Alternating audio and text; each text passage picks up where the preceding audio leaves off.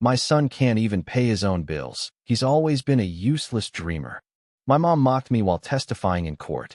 The judge paused, looked straight at her, and said, "He's currently a senior vice president at a top investment banking firm."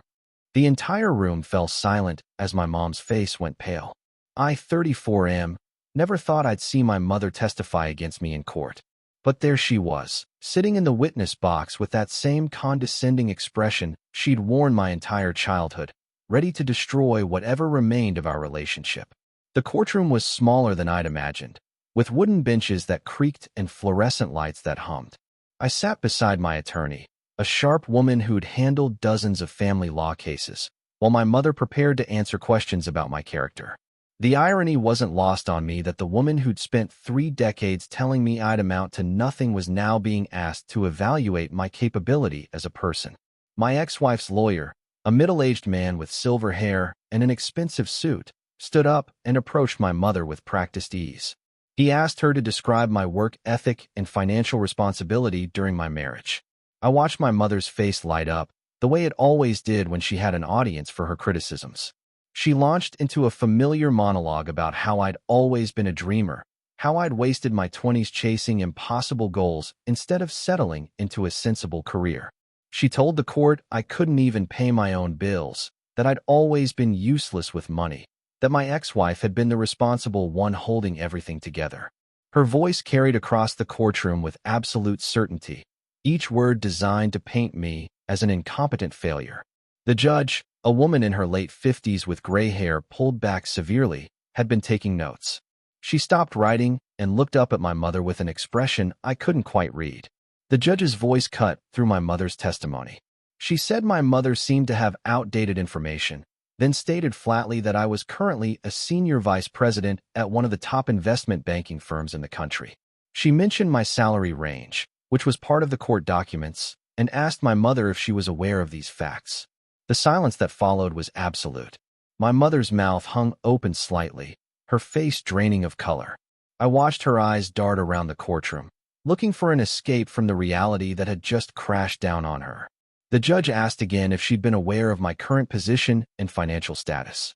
My mother stammered something about not knowing, about having lost touch with the details of my life. The confidence had evaporated from her voice, replaced by a thin, uncertain warble. My ex-wife's lawyer tried to redirect, but the damage was done. The judge had seen through the testimony, recognized it for what it was, outdated bias masquerading as fact.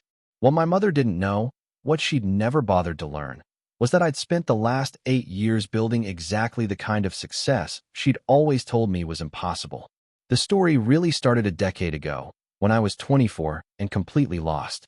I'd graduated with a degree in finance, but couldn't land anything better than an entry-level position at a mid-tier firm. My mother's disappointment was palpable every time I visited. She'd compare me to my cousin who'd become a dentist, to her friend's son who worked in corporate law, to basically anyone who fit her definition of success. I'd met my ex-wife during those struggling years. She worked in marketing and made decent money, enough that when we moved in together, she covered more than her share of expenses. I was grateful at the time, but looking back, I realized how that dynamic poisoned things from the start. She started echoing my mother's concerns, suggesting I needed to be more realistic, more practical. The breaking point came when I got an opportunity to join a startup investment fund. The salary was lower than my current position, but the potential was enormous. My ex-wife was furious when I told her I wanted to take it. She said I was being irresponsible, that we had bills to pay, that I needed to grow up and stop chasing fantasies. My mother agreed with her completely when my ex-wife called her for support. I took the job anyway. That decision cost me my marriage but saved my career. The startup fund was brutal. I worked 80-hour weeks, learning everything I could about high-stakes investing, about reading markets, and understanding the psychology of wealth. The first year, I barely made rent. The second year, our fund started showing returns.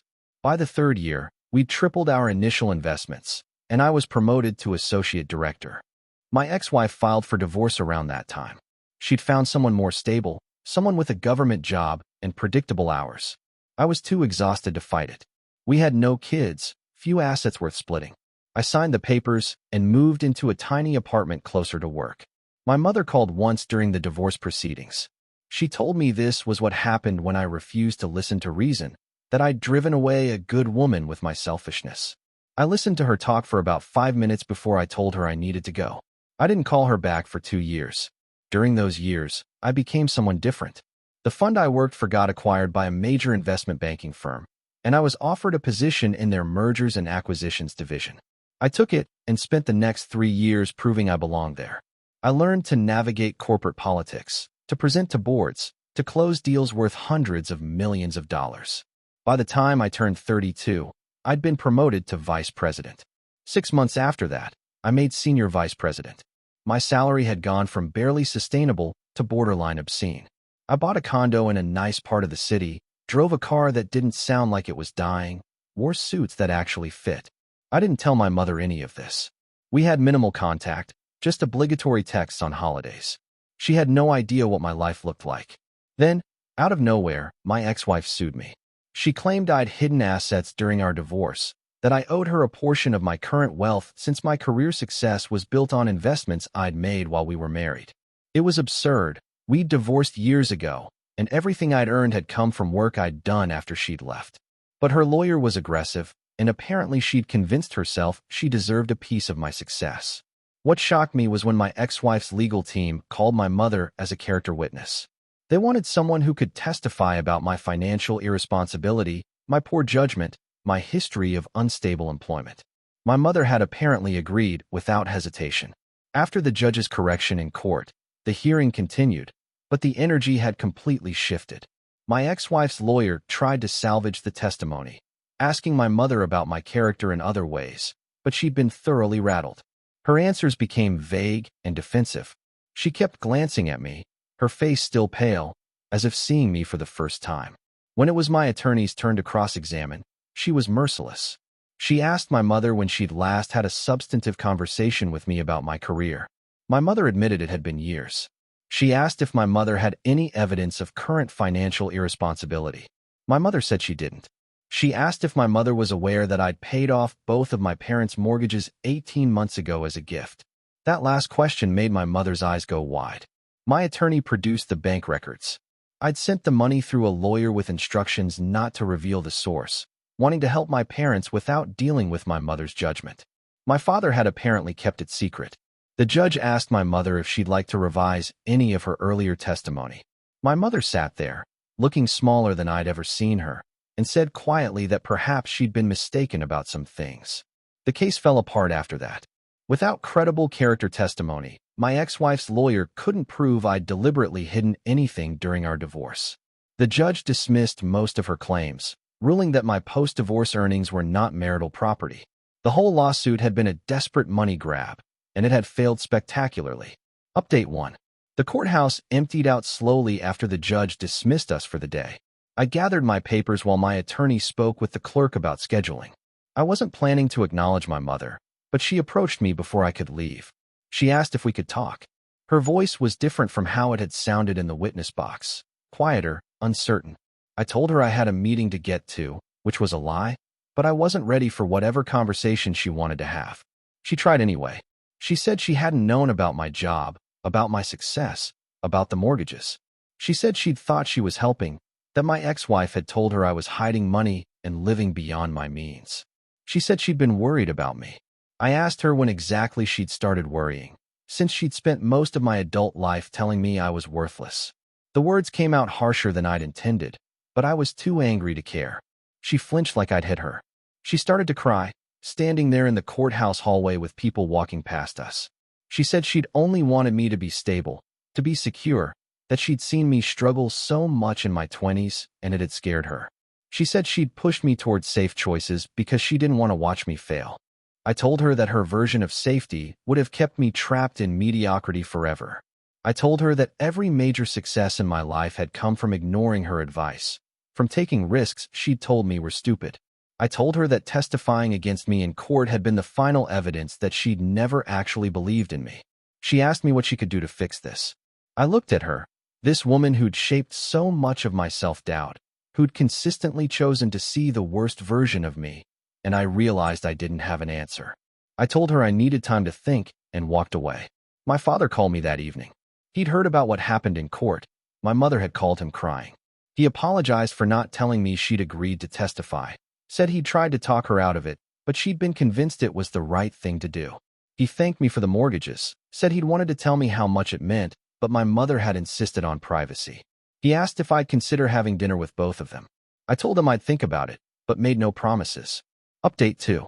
3 weeks passed before I agreed to meet my parents. My attorney had advised me to maintain minimal contact until the case was completely settled, and I'd been happy to use that as an excuse. But my father kept calling, his voice getting more desperate each time, and eventually I gave in. We met at a restaurant halfway between our homes. Nothing too fancy or too casual. My mother looked like she'd aged 5 years in 3 weeks. She had dark circles under her eyes and her hands shook slightly when she reached for her water glass. My father did most of the talking at first, filling the silence with updates about relatives I barely knew and neighborhood gossip I didn't care about. My mother sat there, looking at me like she was trying to memorize my face. Eventually, she interrupted my father's rambling. She said she'd spent the last few weeks thinking about everything I'd said at the courthouse. She said she'd gone back through old photos, old report cards, old memories, trying to understand where she'd gone so wrong. She admitted she'd been threatened by my ambition when I was younger. She said she'd grown up poor, had fought for every bit of stability she'd achieved, and the idea of watching her son risk everything on dreams had terrified her. She said she'd convinced herself that crushing those dreams was protective, that it would save me from the disappointment she'd experienced in her own life. She told me about her father, a man who'd had big ideas and no follow-through, who'd moved the family constantly chasing opportunities that never materialized. She said she'd watched her mother suffer through that instability and had promised herself her own children would never experience it. She'd thought she was breaking a cycle, but she realized now she'd just created a different kind of damage. I listened to all of this, and part of me understood it. But understanding where damage comes from doesn't erase the damage itself. I asked her why she'd agreed to testify for my ex-wife.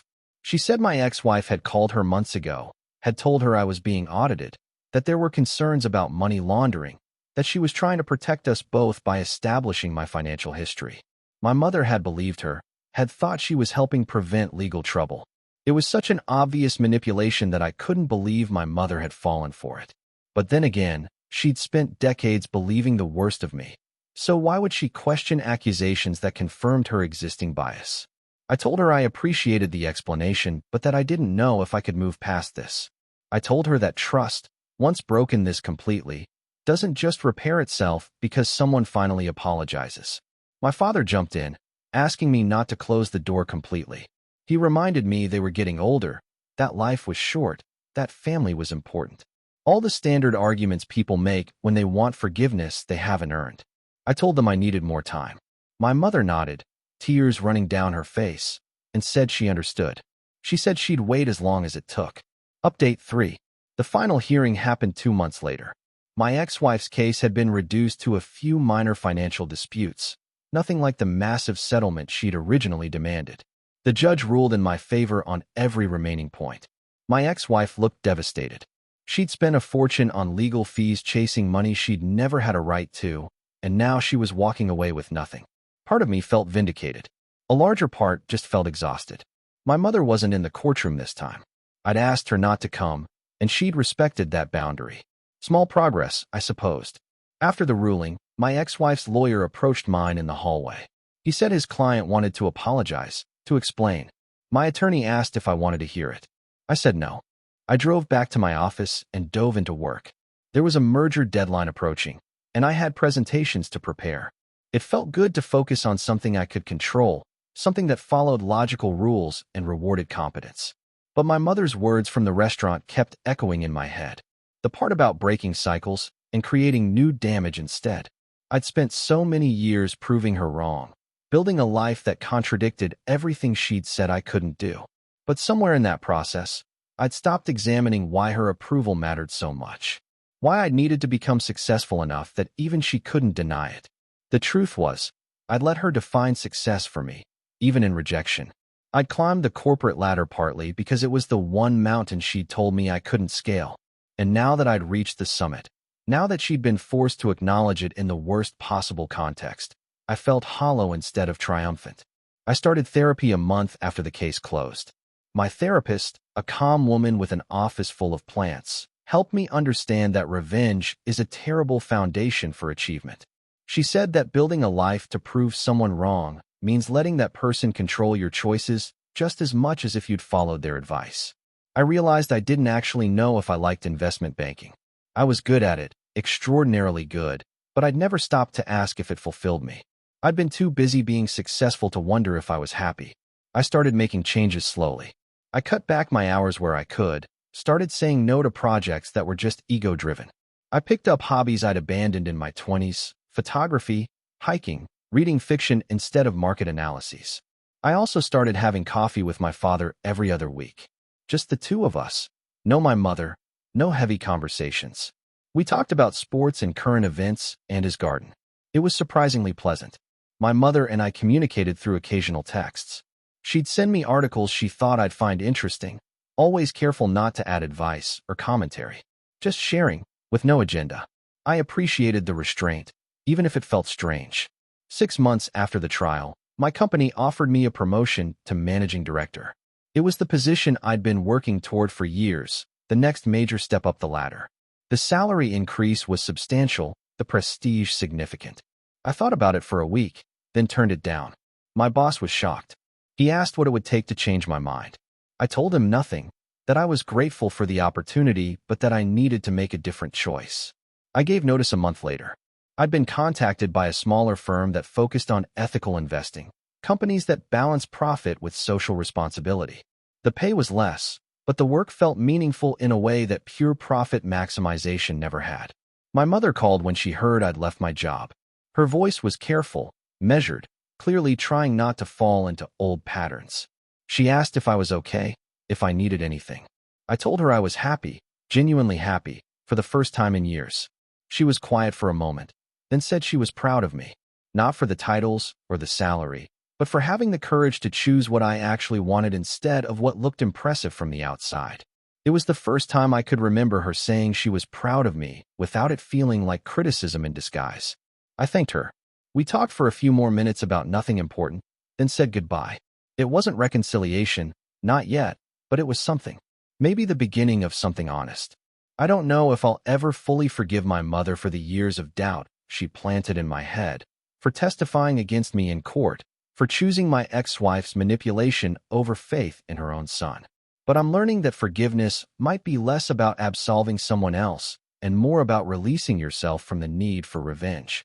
The judge's correction in that courtroom had given me the vindication I'd spent years working toward. But real freedom came when I stopped needing that vindication to define my worth. I'm 34 now, working at a job I actually believe in, building relationships not based on proving anything to anyone. My mother and I are slowly, carefully, finding a new way to relate to each other. My father and I have standing coffee dates. I'm even dating someone new, a woman who knew me before the titles and doesn't care about them either way. The courtroom moment was satisfying, watching my mother's face go pale as her assumptions shattered publicly. But this quiet life I'm building on my own terms, this is the real victory.